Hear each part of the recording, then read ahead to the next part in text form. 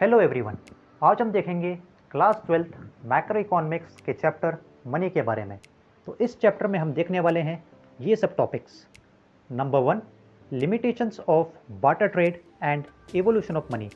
Number 2, meaning and definition of money. Number 3, functions of money.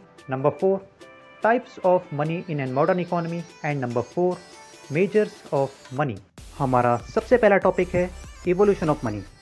तो human history के initial phase के अंदर इंसान हंटिंग और गैदरिंग करके अपना गुजारा चला रहा था। सबसे पहले इंसानों ने पत्थर के हथियार बनाए। आगे चलकर इंसानों को एग्रीकल्चर के बारे में पता लगा, जिसकी वजह से उन्होंने एक जगह पर अपनी सेटलमेंट बनाकर वहीं पर बसना शुरू कर दिया।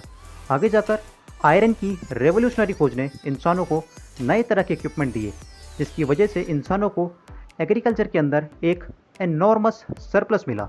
इस बड़े सरप्लस को अपना बेस बनाकर इंसानों ने अपने लिए बड़े और फिक्स सेटलमेंट के साथ साथ हैंडीक्राफ्ट और अपनी खुद की टेरिटरीज बनाकर आपस में ट्रेड और कॉमर्स को भी शुरू कर दिया। इस समय इंसान अपनी ज़रूरत की चीज़ों को खरीदने के लिए बार्टर सिस्टम का इस्तेमाल कर। ये आ चुकी है हमारे सामने बार्टर सिस्टम की डेफिनेशन।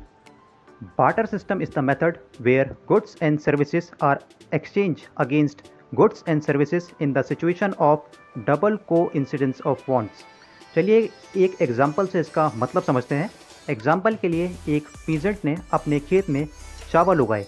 अब उस पीजेंट के पास चावल है और उसे 10 घड़ों की ज़रूरत है, तो वो बाज़ार में जाके किसी ऐसे इंसान को ढूंढेगा जो उसके चावल के बदले उसे 10 घड़े दे दे। बढ़ते हुए समय और बढ़ते हुए ट्रेड के बीच बार्टर सिस्टम के लिमिटेशंस के चलते हुए अब बार्टर ट्रेड सोसाइटी और इकॉनमी को बिल्कुल भी सूट नहीं कर रहा था। तो चलिए वन बाय वन देखते हैं what was the limitations of barter system. Number 1, lack of double coincidence of wants where an exchange can only occurs when both the party must have that commodity which another party precisely desires. हमारे ऊपर वाले barter के example में हमने देखा था कि कैसे एक किसान और एक कुम्हार ने चावल और घड़ों को आपस में बदल के बार्टर ट्रेड को किया था। लेकिन यह बार्टर ट्रेड तभी हो पाया था जब दोनों के पास वही कमोडिटी थी जो एक दूसरे को चाहिए थी।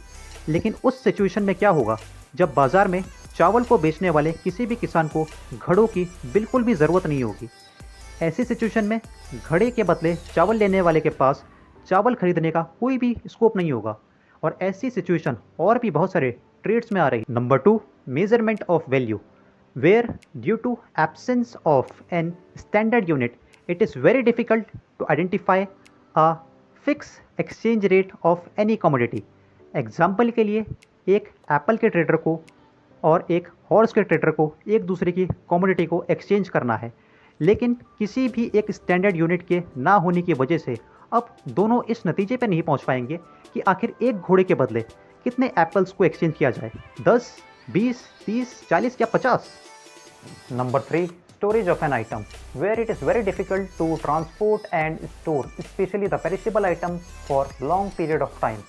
हमारे ऊपर वाले एग्जाम्पल में मान लेते हैं कि एप्पल और हॉर्स के ट्रेडर के बीच एक सहमति बन जाती है कि 1 horse is equal to 1000 apples.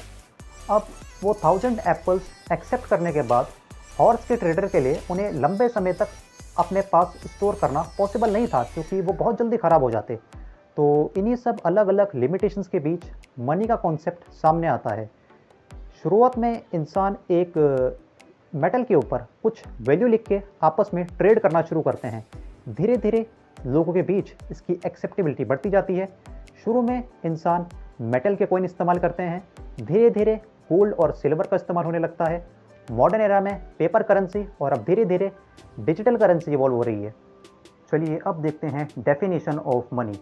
So in macroeconomics, money is an instrument which is accepted as medium of exchange and had a unit of account, which means अगर आपको कोई भी गुड्स एंड सर्विस को परचेज करना है, so money एक wide और always accepted unit है जिसकी एक सेट स्टैंडर्ड के चलते हुए अपनी एक इकोनॉमिक वैल्यू है। फॉर एग्जांपल, एक 500 रुपये के नोट की इकोनॉमिक वैल्यू होगी 500 रुपये, एक 100 रुपये के नोट की इकोनॉमिक वैल्यू होगी 100 रुपये।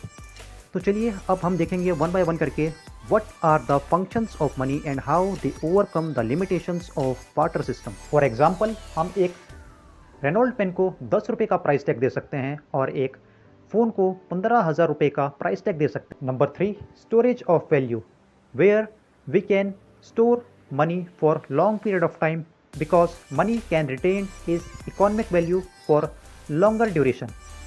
अनलाइक बार्टर ट्रेड जहाँ पे हम पेरिशेबल आइटम्स को बहुत लंबे समय तक अपने पास नहीं रख सकते थे, मनी के साथ ऐसा नहीं है, क्योंकि मनी अपनी वैल्यू हमेशा रिटेन करके रखता है, जिसकी वजह से अगर आज हम गुड्स एंड सर्विस के साथ मनी को एक्सचेंज करते हैं तो उस मनी को हम लॉन्ग फॉर्म में अपने पास अपनी वेल्थ की तरह रख सकते हैं। So number 1, medium of exchange.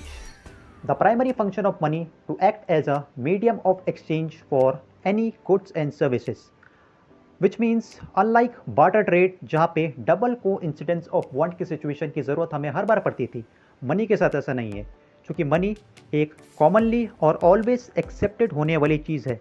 Money के ऊपर हर किसी का ट्रस्ट होता है, जिसका मतलब है आप मार्केट में किसी भी गुड्स या सर्विस को मनी के साथ आराम से एक्सचेंज कर सकते हैं। Number 2, measurement of value, where due to a set standard of unit we can able to measure the value of any goods and services in a monetary terms, जिसका सीधा सा मतलब है मनी की अपनी एक इकोनॉमिक वैल्यू होने की वजह से हम किसी भी गुड्स और सर्विस को एक प्राइस दे सकते हैं।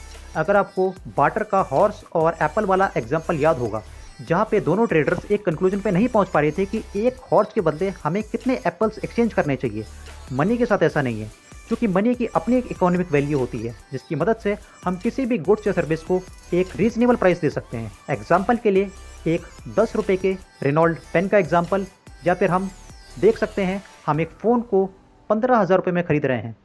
Number 4, standard of deferred payment.